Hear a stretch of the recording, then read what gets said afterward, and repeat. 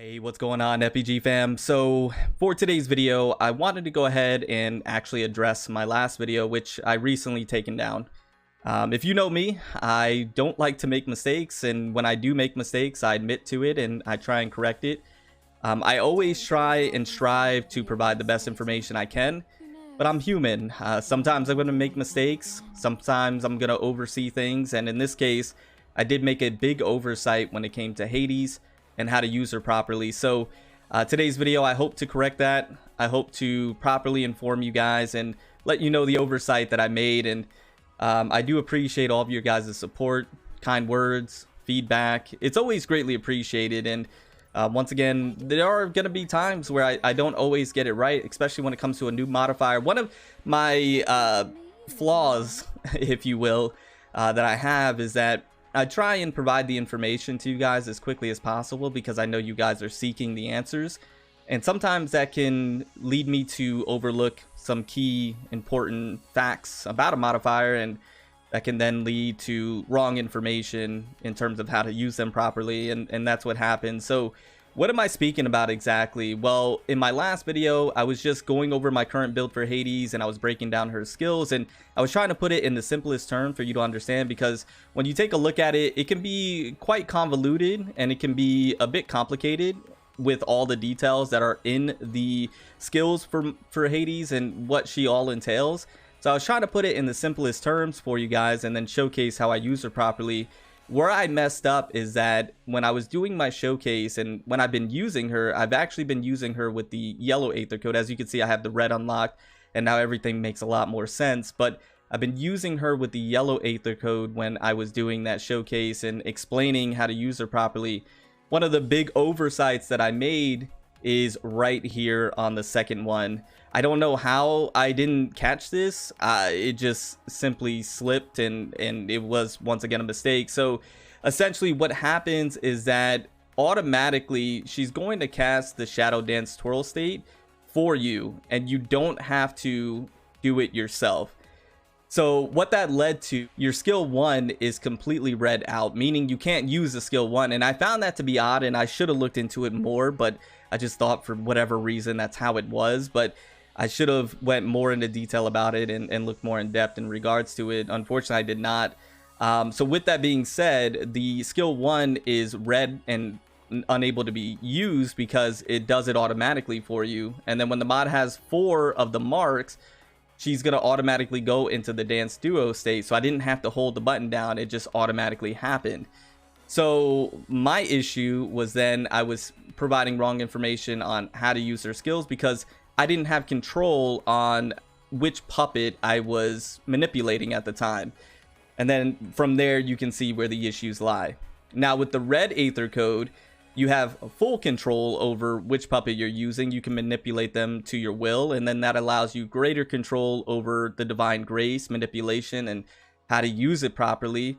Furthermore, you are able to do a lot more within the red Aether code in terms of getting your marks quicker. So then you can ult before you go into your berserk mode, so then you can get more DPS. And then with your greater manipulation of the Divine Grace with the puppets, you can then get to that sweet spot a lot quicker, a lot easier. And with the red Aether code, you want to be between 40 and 60. Whereas before I was saying 25 and 75, that was for the berserk mode. But once again, I was with the yellow Aether code, and that's all that really mattered. With the red Aether code, you definitely want to be between 40 and 60. So you can see where the issue lied. And once again, I do truly apologize about that mistake and that oversight. Once again, whenever I make these mistakes, I try and correct them as quickly as possible. Now, initially I had the video up because I thought there was some good value within that video in terms of the team builds that I was providing, the showcase that I did. But all in all, I removed the video and you can no longer see it because it was misinformation in terms of how to use her properly. And I don't want somebody to watch that video and think that's how you use her, because it certainly is not. So I want to go ahead and showcase her now with the red Aether code and how I believe you should use her properly in today's video. And I'm going to show her in the hardest hazard zone cleaning. Somebody in the comment section told me that they asserted I wasn't doing the hardest hazard zone cleaning, which baffled my mind on how they could know that. Because one, why would I lie about that? And then two, I edited out so you couldn't see it. But as you can see, it did reset. So I'm going to go ahead and get to the end here for you guys, and I'll show that. And then once I get to the end, I'll showcase the hardest hazard zone cleaning. It was just, I found that to be funny that they asserted that, and then they asserted a lot of other things. Anyways, with that being said, I'll see you guys in just a few seconds. Okay, I got to the end here. Still want to show that we are on still the same difficulty here, just so that way nobody thinks we changed difficulties in the middle of it. And we're going to go ahead and hop in. Now, the things that I did want to quickly mention is that when you start out with Mintha, manipulating Mintha, which is the puppet that's going to provide you Divine Grace, to enhance your Divine Grace.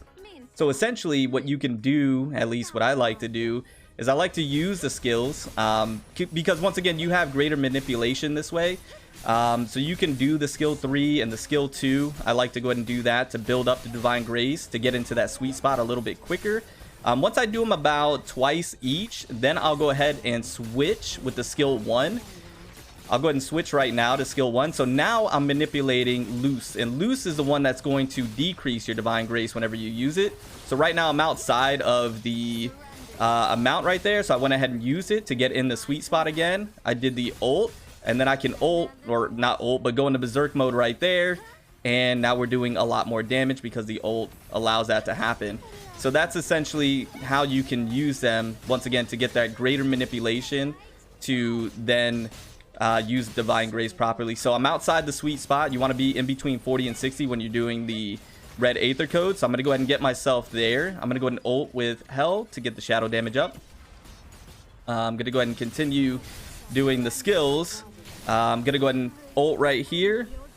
So we're getting damage up, and then we have the skills, and once again the enemies are dead.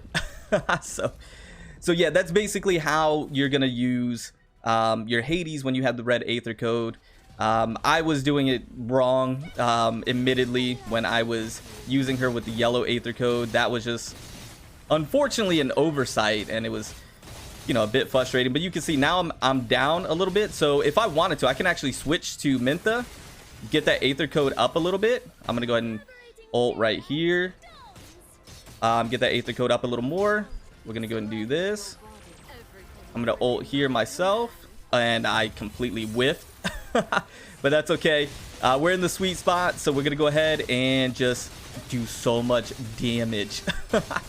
So much damage. I'm gonna switch to Loose. So as you can see, I switched to Loose, so that way we can decrease Divine Grace. It's getting a little high. I don't want to go above 60, almost 7 mil. With the red Aether code, I can now casually hit like 4 mil, and that should attest to how good Hades is, because I was using her completely wrong and we were still doing tremendous amount of damage. It was pretty incredible. So I'm berserking right now, and I'm gonna go ahead and I'm gonna ult here. I should have ulted with Hades first. I'm gonna go ahead and ult here and dodge, hopefully. Okay, I think I dodged. Do this. We're gonna get the buff up here, get back in the sweet spot. I don't want to get outside of it. Do it again. Okay, we should be in the sweet spot. Gonna go ahead and berserk for that last little bit right there. Just, yeah, 8 mil. I think 8 mil has been the most that I've hit. That's pretty nutty, I'm not gonna lie. Get back in the sweet spot. Get the 0 time. We got Omega lag. We're all attacking different people. I'm gonna go ahead and ult real quick. I don't know if anybody's about to get their ult, but I'm going to go berserk while we're still in the sweet spot.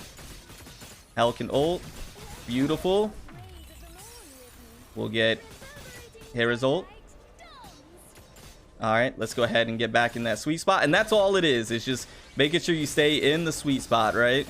Now we're a little outside the sweet spot. Gonna get right back in it. Yeah, like casually we're doing 4 mil. All right, and I'm gonna go ahead and I shouldn't have done that. I should have waited to the ult, but that's okay. It's fine. It's fine. All right, let me go ahead and do the skill. And yeah, just pretty pretty casual Let's go ahead and see how much damage. But yeah, so that's essentially how you want to properly use Hades. Once again, I do truly apologize about... I don't know why that keeps popping up. Yeah, so now we're doing 53 mil. I think before in my showcases where I was using it wrong, we were doing about 46 mil.